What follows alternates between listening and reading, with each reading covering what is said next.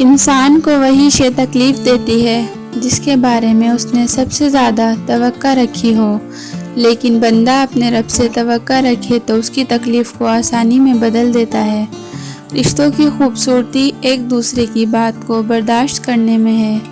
بے عیب انسان تلاش کرو گے تو اکیلے رہ جاؤ گے۔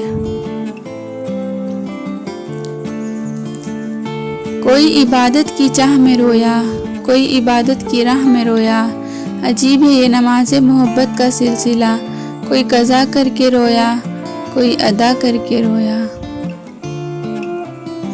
اللہ سے محبت کرو، وہ آزمائش تو دیتا ہے مگر آزمائش میں تنہا نہیں چھوڑتا۔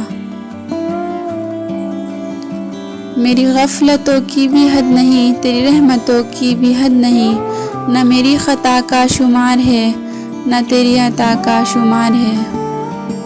جب اللہ تعالیٰ کسی بندے سے محبت فرماتے ہیں تو اسے نرم مزاج بنا دیتے ہیں۔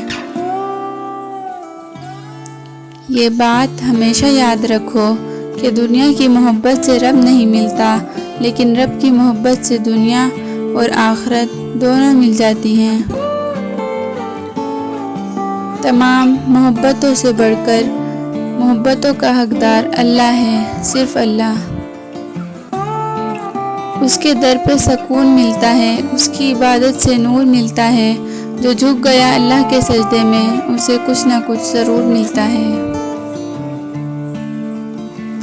اللہ کا شکر ادا کرو، یہ نہ سوچو اللہ تمہاری دعا کو فوراً قبول کیوں نہیں کرتا، بلکہ یہ شکر کرو کہ وہ تمہاری گناہوں کی سزا فوراً نہیں دیتا۔ اس طرح کی ویڈیوز دیکھنے کے لیے ہمارے چینل کو سبسکرائب کریں۔ شکریہ۔